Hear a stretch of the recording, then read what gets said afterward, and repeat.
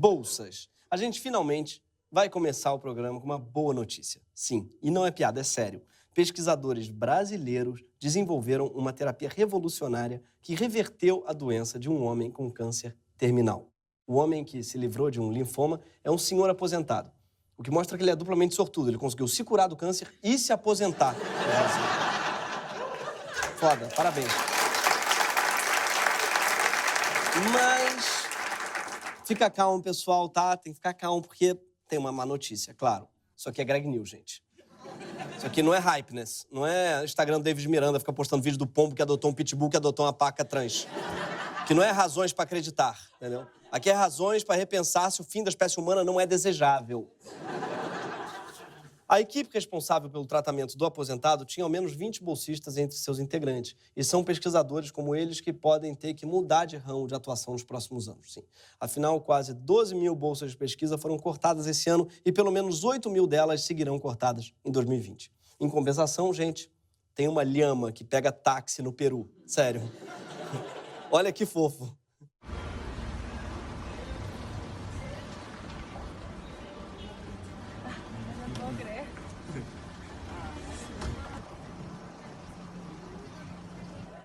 Como é que ela consegue acenar pro... Ah, não. Ela não acena. Ela lhe ama o táxi.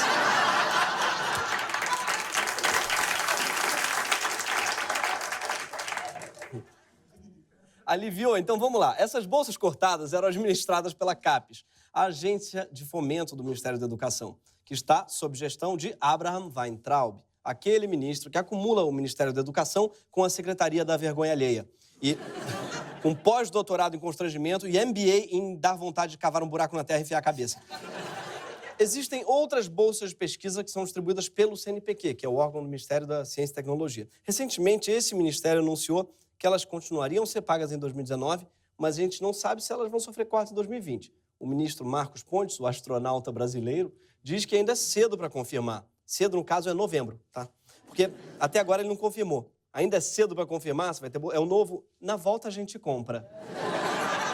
E a gente sabe para quem o ministro Onalta apela diante de incertezas. Da parte de bolsas do CNPq, para fazer o pagamento do mês de setembro, ou seja, para pagar agora em outubro, nós tínhamos o orçamento, não tínhamos o limite. Dependíamos da economia aprovar o limite, ela aprovou agora na sexta-feira, então está tudo tranquilo para o pagamento deste mês. Para os outros meses, ainda dependemos da economia, mas se Deus quiser, tudo vai dar certo, a economia vai nos ajudar.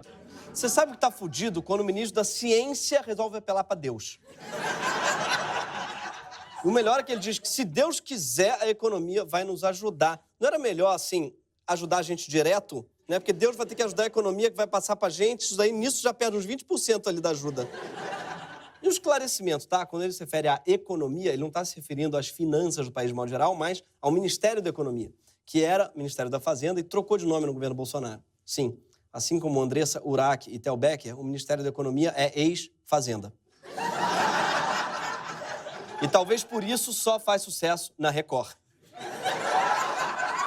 E sim, Paulo Guedes, que é o Mion dessa fazenda, ele está atravancando a liberação de recursos para a ciência brasileira, que está cada vez mais parecida com uma roça. E como é que ele está atravancando? Ele está forçando o contingenciamento de verbas para a educação, o que afeta principalmente as chamadas despesas não obrigatórias, que vão desde o material necessário para fazer pesquisa até o papel higiênico, que de fato é não obrigatório para o Flávio Bolsonaro. O contingenciamento também levou a outra consequência grave, o corte de bolsas de pesquisa. E depois, voltando com algumas, e não voltando com outras. E não bastassem as bolsas cortadas, isso gera, claro, incertezas para todo mundo. Inclusive para quem, no final das contas, segue com a sua bolsa. Porque ninguém, hoje, no Brasil, sabe com certeza se vai ter o que comer no que vem. Isso já basta para que muita gente desista de fazer ciência. Não dá para trabalhar com ciência, nem com nada, sem alguma segurança financeira. Newton tinha que estar com as contas pagas, para ficar refletindo debaixo de uma macieira. Alguém tinha que estar pagando os boletos de Benjamin Franklin, para ele ficar soltando pipa com uma chave, né? Sem dinheiro, os irmãos Wright não teriam inventado o avião. Até porque não inventaram. Vem aí Santos Dumont, programa da HBO, já já. A desculpa de Paulo Guedes de que não tem dinheiro não cola. Desde que nosso mestre dos magos pediu um crédito suplementar de 248 bilhões para o Congresso, né, ele foi atendido. O Congresso liberou, sim, mas com uma condição de destinar uma parte pequena desse valor, 330 milhões de reais, para o CNPq. Mas, até setembro, ele ainda não tinha cumprido o acordo. E quem tentou explicar para a Globo o que tinha acontecido foi o ministro astronauta. Então, a discussão é sempre em torno disso, né, o que é prioridade, o que não é. E isso está sempre a cargo, né, do pessoal técnico, né, na economia. Eu tenho já falado com eles há algum tempo, falado também com o Paulo Guedes, e sempre existe essa questão, né? Eu vou tirar da onde? Olha, Marcos Pontes, o Congresso disse de onde tirar, do crédito suplementar. Mas eu, particularmente, acho que você tinha que tirar do custo do seu salário. Afinal, quando você quer ganhar dinheiro, você vende até travesseiro da NASA. Aliás, travesseiro da NASA? Você não acha estranho a NASA vender travesseiro e usar a cara do nosso astronauta? NASA? Are you sure? Então, se você reparar, tem letras bem pequenas no rótulo do travesseiro do Marcos Pontes que especificam que NASA, no caso, é sigla para Nobre e Autêntico Suporte Anatômico. Sim. Meu Deus, que cara de pau. Isso é verdade, gente. Isso é tipo dizer que eu me formei na USP, Universidade da Sacanagem e Putaria, né? Outra. Meu Deus, esse é o nosso ministro da Ciência e Tecnologia. Abraçadinho com um travesseiro que nem da NASA é. Em julho, o CNPq teve de suspender os editais de novas bolsas e todo pesquisador brasileiro começou a ficar desesperado. Paulo Guedes ficou meses analisando a liberação do crédito, que poderia resolver o problema, e só soltou a grana em setembro. Sim, enquanto Paulo Guedes pensava se ia ou não liberar os mais de 300 milhões de reais que o Congresso já tinha dito para ele liberar, foram meses de total incerteza para o cientista. Não bastasse ele não saber nem se o gato dentro da caixa está morto ou está vivo. Porque isso é a incerteza de cientista em geral. Abre a caixa para descobrir logo, Schrödinger. Ou Luísa Mel ia ficar puta com Schrödinger. Fica botando gato dentro da caixa, não sabe se está morto. Põe a comida pelo menos. O problema é que, quando a gente fala do corte em bolsas no Brasil, você talvez pense num monte de universitário rico com menos dinheiro para gastar em litrão e sinuca. Ah, não tem dinheiro esse mês, universitário? Troca a Serra Malte pela Itaipava. Ou... Só que não é isso, o buraco é bem mais embaixo. Eu estou falando de Bavária. De glacial. Não, muito abaixo disso. O problema todo foi que algum dia alguém resolveu chamar de bolsa o valor baixíssimo que o governo paga para quem faz ciência no Brasil. Porque bolsa lembra aquele desconto no curso de inglês, mas na verdade é uma bolsa de estudos, né? Nada mais é do que um salário, em geral, muito baixo, do qual pesquisadores e estudantes dependem para viver e trabalhar. A única diferença para um salário normal é que bolsista não paga imposto, assim como também não tem nenhum direito trabalhista, apesar da obrigação de ter, na pós-graduação, dedicação exclusiva. Em alguns casos, pode-se ter um trabalho extra, desde que restrito a ensino e pesquisa, e só com a autorização do orientador. Ser bolsista é um trabalho que demanda tempo e energia. Você tem que ter um planejamento de seus experimentos, mas, em média, eu chego aqui mais 9, vou embora mais 6, mas depende do que você vai fazer no dia. Se for um experimento muito longo, por exemplo, tem experimentos que você tem que ficar de hora em hora vendo o crescimento do seu micro-organismo, que é o nosso caso que a gente faz muito aqui. Depende, uma curva dura 8 horas, fora o tempo de preparo antes e depois o final, né? Então, tem dias que você fica 10 horas no laboratório. Já cheguei a ficar, 12 horas dentro do laboratório. 12 horas esperando o crescimento de um micro-organismo. Parece aquele vídeo do Dória. 12 horas. Tem que desistir, gente. Depois de 12 horas... não vai mais reagir. Desiste. Mas os pesquisadores não desistem. Ao contrário do Dória, eles dão duro. E o trabalho deles dá muito resultado. Eu vou só contar alguns mais recentes. Você sabia que quem lidera o ranking de depósito de patentes no Brasil são as universidades? Não são as empresas. São as universidades públicas que mais produzem inovação no Brasil. Se o Brasil ganhar dinheiro com patente, não agradeça ao Deus mercado, mas à Federal da Paraíba. Outro exemplo de resultado de excelência. Uma pesquisa liderada por brasileiros descobriu que um hormônio que pode reverter a perda de memória causada pelo mal de Alzheimer. Sim, foram brasileiros que descobriram isso. E não é fácil estudar no Brasil, como prova aquele aluno que mais penou na história desse país. Ele, o menino Charlinho. A escola pública mais perto daqui fica há quanto tempo, Charlinho? A uns 1.200 quilômetros, né? Você vai pra escola a pé. A pé, né? Digo bora, né? Digo bora. Olha aí, gente, o Charlinho vem chegando, é uma imagem realmente comovente, mas é um garoto que não poupa esforço pra estudar, olha aí. Ele só quer estudar. Olha aí. O que foi isso aí no dedo, rapaz? Piranha, tem muita piranha no rio aí, né? Aí deram uma mordicada aqui no meu dedo. Mas a vontade de estudar ainda é maior. Maior. Eu gosto de estudar. Você gosta de estudar? Eu gosto de estudar. Você gosta mais de batata ou de estudar? Eu gosto mais de batata e gosto mais de estudar também. Somos 200 milhões de Charlinhos. Pensar que ele é interpretado pelo mesmo ator que faz o Bossa, né? Acho tão versátil. Quando tudo que ele precisa, curiosamente, é de uma bolsa de estudos, no caso. Desculpem por essa piada. A desculpa mesmo de que a gente precisa fazer os cortes por causa da crise não cola. Primeiro, porque, como a gente já disse, o Congresso aprovou a liberação de recursos mais do que suficiente para conter o problema. Segundo, porque todos os países desenvolvidos, quando estão em crise, investem mais em ciência e tecnologia. Porque é um consenso universal de que ciência não é gasto, é investimento. Nas universidades americanas, que são privadas, 60% dos recursos vêm do governo. Na Europa, 77%. Um estudo internacional revela que cada dólar investido em pesquisa científica de um país possui um retorno de 3 a 8 vezes o valor investido. Ciência, sim, é a verdadeira Bitcoin. Bitcoin, que era o Bacurau de 2017. Era só o que se falava. Já comprou Bitcoin? Já comprou Bitcoin? Inclusive, não é de hoje que a ciência brasileira contribui para o mundo. O primeiro soro para tratar diferentes picadas de cobras foi desenvolvido por um brasileiro, Vital Brasil. Avô de David e Inês, não é? Neto do pau. Foi um médico brasileiro... Desculpa.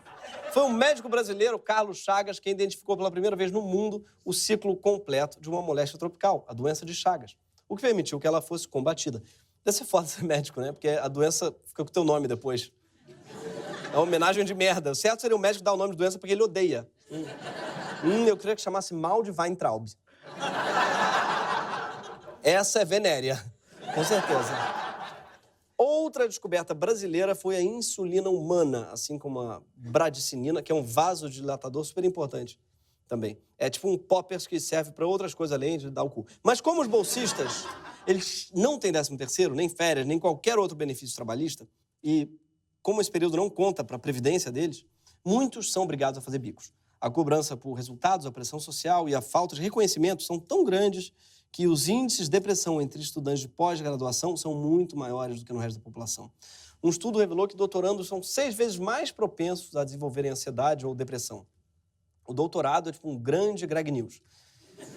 Mas mesmo deprimidos, os nossos pesquisadores continuam fazendo descobertas incríveis. Como o primeiro dinossauro do Paraná. É sério, foram bolsistas da USP e da Universidade Estadual de Maringá que fizeram essa descoberta fascinante em junho. O primeiro dinossauro do Paraná. O único do tipo encontrado em todo o Brasil. Vespersaurus paranaensis, um pequeno dinossauro predador bípede com 1,60 m de comprimento. Suas vértebras eram cheias de cavidades, como nas aves atuais. E seus dentes possuíam serrilhas como de uma faca.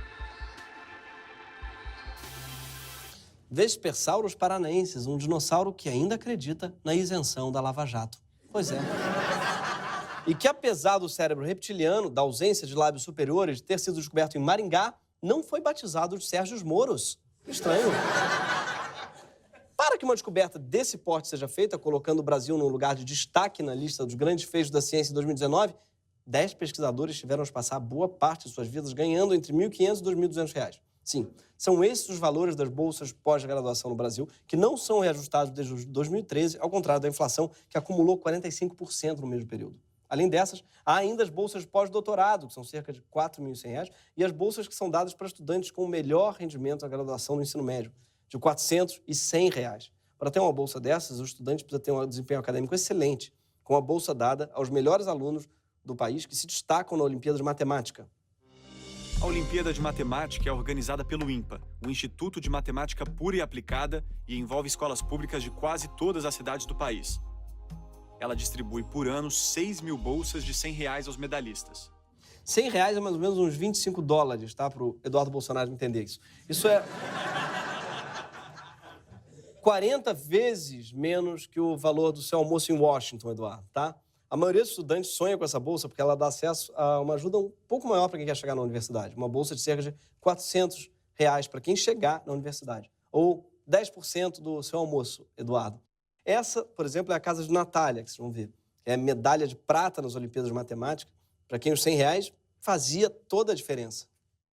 Quanto que é a renda da casa por mês? R$500. R$500? R$500. Você e seu marido são agricultores. Sou uma agricultor. Plantar um feijãozinho, plantar um milho. Cria umas galinhazinhas, uns porquinhos. A gente cria mais pra matar pra comer. O Charlinho na vida real não tem a menor graça. É muito mais deprimente. E é isso que dá botar o Bolsa no Ministério da Educação. Cortar bolsas faz com que só os ricos possam se dedicar aos estudos. Assim, né? Só ia estudar rico. Imagina que merda. A gente já viu que a Betina não sabe nem fazer conta. Imagina a ciência no Brasil depender do Thor Batista. Desenvolvimento de whey, amigo, vai ser assim, cavalar, mano. Cada energético que vai surgir, mas também só isso. A universidade, elas vinha se tornando cada vez mais acessível a pessoas pobres, a pessoas negras, a indígenas, a portadores de deficiência. Sim, com os últimos anos, né, a faculdade virou rodoviária. Com os cortes, as universidades voltarão a ser um espaço de gente branca, rica e padronizada. Ou seja, uma grande novela da Globo passar na Bahia, sabe? Em setembro, o ministro Marcos Pontes conseguiu remanejar 82 milhões para pagar suas bolsas e o MEC reverteu o cancelamento de cerca de 3 mil bolsas. Em outubro, retomou outras 679. E apesar de 8 mil bolsas continuarem cortadas, é claro que o ministro da Educação, né, o Weintraub, ele fez parecer que ele estava dando novas bolsas e não apenas recuperando uma pequena parte das bolsas que tinham sido extintas. E quer cortar gastos e procurar eficiência? Então começa cortando essa segunda câmera aí, fica do teu lado, que não serve pra porra nenhuma, ó. Nós já liberamos 3.861 bolsas. A gente conseguiu buscar mais resultado para complementar o que a gente havia feito no começo do mês. 679 bolsas a mais. O cara é tão narcisista que ele acha que a gente quer ver o rosto dele, dois ângulos diferentes. Mas tem outras formas de cortar gastos. Por exemplo, que tal cortar o uso indevido de dinheiro público que muitos parlamentares fazem? Sim, você consegue ter acesso a esses gastos. Sabe como? Usando um aplicativo que foi desenvolvido por um bolsista do Rio Grande do Norte, o Railan. A gente pode saber o quanto o deputado pediu de reembolso. A gente pode, ano a ano, né, a gente pode saber isso. A gente pode saber com quais empresas ele está fazendo esses pedidos de reembolso. A gente pode saber o tipo de gasto, né? Se ele está gastando com passagem aérea, se ele está gastando com desenvolvimento pessoal, né? Com curso, se é com combustível. Então, toda essa informação está ali resumida. Sim, graças a esse app você pode saber quanto o delegado Valdir gasta com um pó Laramine, por exemplo. Sim, porque ele tem uma alergia danada, que tem, enfim, o carpete do Congresso, um negócio que realmente complica a pessoa. O orçamento total do CAPES, antes do corte de bolsas, era de cerca de 2 bilhões de reais. Para vocês terem uma ideia, só em auxílio moradia para juiz, o governo federal gasta metade desse valor.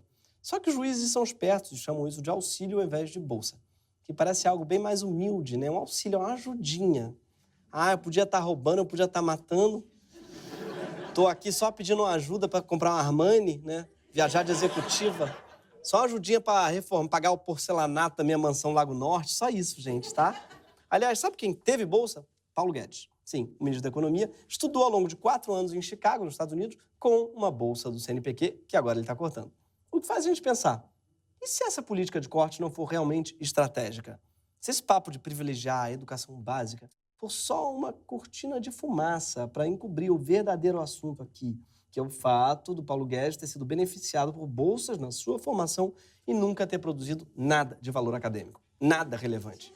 E agora que ele está com a chave do cofre, Guedes não quer que mais ninguém tenha a oportunidade de fazer o que ele não fez. É tipo se o cigano Igor quisesse cancelar as novelas para todo mundo. Entendeu? As bolsas de pesquisa seguem em risco em 2020. O projeto de lei orçamentária do próximo ano, o primeiro desenhado pela gestão de Paulo Guedes, corta pela metade os recursos da CAPES. Mas isso não pode ser só recalque, gente. Tem que ter alguma outra razão para o Paulo Guedes estar trabalhando de forma tão eficiente para sucatear a ciência e o ensino superior no Brasil. E parece ter, conforme mostrado por reportagem investigativa da agência pública, tá? Tem muitos indícios de que Paulo Guedes tem, assim, interesses pessoais, tanto no aumento do ensino à distância, quanto na expansão do ensino superior privado. Essas são as áreas em que ele atuou diretamente como investidor antes de virar ministro. em operações de lucro que são investigadas pelo Ministério Público Federal por várias suspeitas de fraude. Guedes captou, em 2009, 1 bilhão de fundos de pensão. Dinheiro que teria sido repassado às cegas à sua equipe e investido nas suas próprias empresas. Ou seja, o MP diz que Paulo Guedes era, ao mesmo tempo, presidente da empresa Capital Investimentos e conselheiro de investimentos de uma das empresas que receberam os aportes do fundo. Sim, e é esse cara que está gerindo todo o orçamento do Brasil. Mas, em compensação, olha esse vídeo dessa foca namorando o ornitorrinco, gente. Não, nem mostra, nem adiantaria. Nem isso adiantaria. Atualmente, parte dos fundos criados por Guedes está no portfólio da Bozano Investimentos. E uma fatia do dinheiro aplicado ali é reinvestida em 8 empresas de educação. Entre elas estão a Ser Educação, tem uma rede de universidades com 150 mil alunos. A NRE, com foco em curso de medicina. E a Que Mágico, que vende soluções para ensino digital e ensino à distância. Esse Que deve ser de Queiroz, não sei. Dá dinheiro para ele, mas mantém a distância. Como se não bastasse, a irmã de Paulo Guedes, Elizabeth Guedes, ocupa a presidência da Associação Nacional das Universidades Particulares. Sim, a irmã. Os caras nem para disfarçar direito. Né? Parece aquela cena do Coringa tentando esconder o rosto com uma máscara de enfermeira, sabe?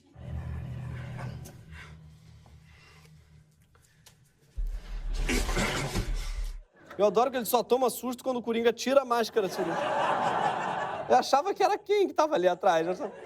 Discreta, diferente essa enfermeira. Em 2007, a Comissão de Valores Imobiliários, responsável pela regulação do mercado financeiro, condenou o irmão de Paulo Guedes, Gustavo Guedes, e outras 2 pessoas pela prática conhecida como insider trading, que é o uso ilegal de informação privilegiada para faturar no mercado financeiro. O irmão tinha sido apontado pelo próprio Paulo Guedes como um dos gestores do fundo. Eu não sei se o governo Bolsonaro defende a família brasileira como um todo, mas a família pessoal dele está muito bem, com certeza. Enquanto isso, o Railan e os pesquisadores estão conseguindo encontrar a cura do câncer, têm que interromper seus estudos por falta de recursos. Todo dia alguém desiste de fazer ciência no Brasil ou de virar professor. Mas eu não sou a melhor pessoa para falar disso. Eu me formei na PUC. PUC, não a Pontifícia Universidade Católica, a Padê, Unzinho e Chopada. Mas a gente trouxe aqui a melhor pessoa para falar disso para vocês. Hoje vocês vão saber por onde anda esse guerreiro do estudo, esse legionário da esperança, sim, ele mesmo. Charlinho, o menino que só queria estudar.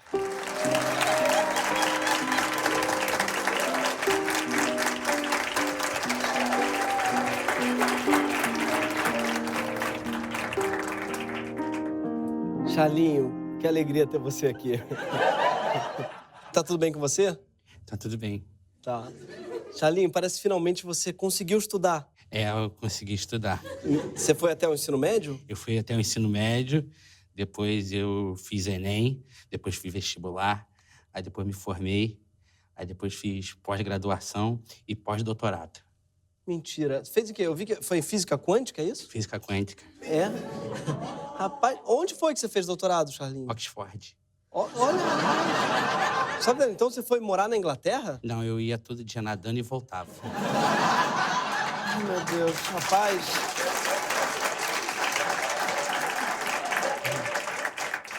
Porra, deve ter sido muito cansativo, hein, Charlinho? Muito cansativo, mas minha vontade de estudar é maior. Meu sonho é ser um aluno. É? O seu sonho é qual? Ser um aluno. Ser um aluno. E você gosta de estudar, é? Eu gosto muito de estudar. Você gosta de bolo? Eu gosto de bolo. Gosta de bola? Eu gosto de bola. Gosta de exatas? Eu gosto de exatas. Gosta de humanas? Eu gosto de humanas. Você gosta de livro? Eu gosto de livros. É? Eu acho que você gosta de quê mais? Você gosta de batata? Eu gosto de batata. Ah, gosta sim. Ai, gente. Uma dúvida. E do Bolsonaro? Você gosta do Bolsonaro? Você gosta mais do Bolsonaro ou do Paulo Guedes? Eu gosto de batata. Ah, tá. Eu entendo.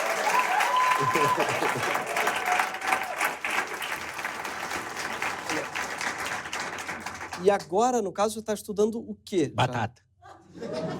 Batata? Mas você gosta tanto de batata que... Eu descobri um estudo que tem uma enzima que cura o câncer na batata. Mentira.